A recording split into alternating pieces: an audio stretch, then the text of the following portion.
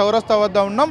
ఏదైతే వాళ్ళు నిరుద్యోగులకు సంబంధించి మెరుపు ధర్నాకు కూడా పిలుపునివ్వడం జరిగింది. ఈ నేపథ్యంలో పోలీసులు ఎక్కడికక్కడ భారీగా మోహరించి వాళ్ళందరినీ కూడా అడ్డుకునే ప్రయత్నంలో భాగంగా కూడా వాళ్ళంతా కూడా మరి సిద్ధమైనట్టు కూడా మనం చూడవచ్చు. పెద్ద ఎత్తున పోలీసులు ఎక్కడికక్కడ మరి నిర్బంధించే ప్రయత్నం చేస్తూ ఉన్నారు. ఇప్పటికే అశోక్ నగర్తో పాటు చుట్టుపక్కల ఉన్నటువంటి ఏదైతే స్టడీ హాల్ కావచ్చు, అదేవిధంగా హాస్టళ్లకు సంబంధించి కావచ్చు, వాళ్ళంతా కూడా పెద్ద ఎత్తున మరి అడ్డుకునే ప్రయత్నం చేస్తూ ఉన్నారు. అదేవిధంగా నిరుద్యోగులకు సంబంధించినటువంటి 2 లక్షల ఉద్యోగాలు కావచ్చు, అదేవిధంగా వాళ్ళకి ఇస్తానన్నటువంటి 4,000 వృత్తికి సంబంధించినటువంటి ఇప్పటి వరకు స్పష్టత ఇవ్వట్లేదు. ప్రభుత్వం పదే అబద్ధాలు చెప్తా ఉంది.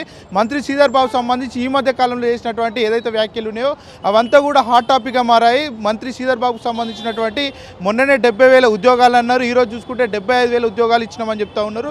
ఈ నేపథ్యంలో వాళ్ళంతా కూడా మాకు ఉద్యోగాలకు సంబంధించినటువంటి స్పష్టత ఇవ్వట్లేదంటూ కూడా వాళ్ళంతా కూడా ప్రభుత్వం మీద మండిపడతా ఉన్నారు. ఇప్పటికే మరి నిరుద్యోగులకు సంబంధించి అశోక్ నగర్ సెంటర్లో మెరుపు ధర్నా నిర్వహిస్తామని ప్రకటించారు. ఈ నేపథ్యంలో పోలీసులంతా ఎక్కడికక్కడ కూడా మరి ఏదైతే మోహరించి అడ్డుకునే ప్రయత్నంలో భాగంగా ఉన్నట్టు కూడా ఇక్కడ స్పష్టంగా అర్థమవుతా ఉంది. ఇప్పటికే హాస్టళ్లకు సంబంధించి కావచ్చు, అదేవిధంగా వాళ్ళకి సంబంధించినటువంటి స్టడీ హాల్స్ కావచ్చు, అక్కడ పూర్తి మొత్తంలో పోలీసులు మరి నిర్బంధించినటువంటి పరిస్థితి కూడా కనబడుతూ ఉంది. కాంగ్రెస్ ప్రభుత్వం అంటే ఏదైతే ప్రజాస్వామిక ప్రభుత్వం అని పదే చెప్తూ ఉంటారు, కానీ ఎక్కడికక్కడ గొంతు నొక్కే ప్రయత్నం చేస్తున్నట్టు కూడా మనకు తెలుస్తూ ఉంది. ఈ మధ్య కాలంలో దిల్సుఖ్ నగర్లో కావచ్చు, అదేవిధంగా అశోక్ నగర్లో జరిగినటువంటి ధర్నా నేపథ్యంలో వాళ్ళ మీద దాడి చేసినట్టు కూడా చాలా పెద్ద ఎత్తున ఆరోపణలు కూడా వినిపిస్తూ ఉన్నాయి. ఈ నేపథ్యంలో ఏదైతే నిరుద్యోగులు ప్రభుత్వానికి సంబంధించి ఇప్పటి వరకు పట్టించుకోవట్లేదు, నిరుద్యోగులను అన్యాయం చేస్తున్నట్టు కూడా వాళ్ళంతా కూడా మరి మండిపడుతూ ఉన్నారు. ఈ నేపథ్యంలో ఏదైతే అశోక్ నగర్ చౌరస్తాలో మనం ఉన్నాం చూడొచ్చు, పోలీసులకు సంబంధించి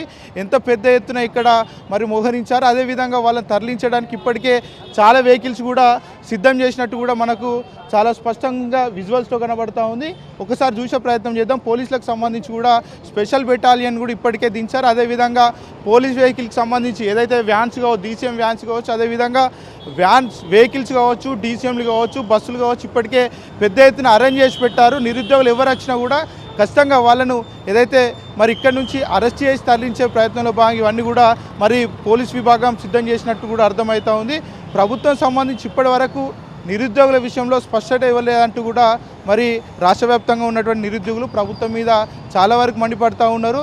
ఏదైతే నిరుద్యోగ భృతి కావచ్చు, అదేవిధంగా ఈ మధ్య కాలంలో గ్రూప్ 1 సంబంధించినటువంటి అంశాలు కావచ్చు, లేకపోతే ఖాళీల భర్తీ విషయంలో కావచ్చు, అదేవిధంగా ఏదైతే రిటైర్మెంట్ వయసును కూడా పెంచినటువంటి పరిస్థితులు కూడా చూస్తూనే ఉన్నాయి. ఈ నేపథ్యంలో నిరుద్యోగులను ప్రభుత్వం నమ్మించి మోసం చేస్తున్నట్టు కూడా వాళ్ళంతా మండిపడుతూ ఉన్నారు. చాలా పెద్ద ఎత్తున కూడా ఇక్కడ నిరుద్యోగులు ఇక్కడికి వస్తున్నటువంటి పరిస్థితి కనబడుతూ ఉంది.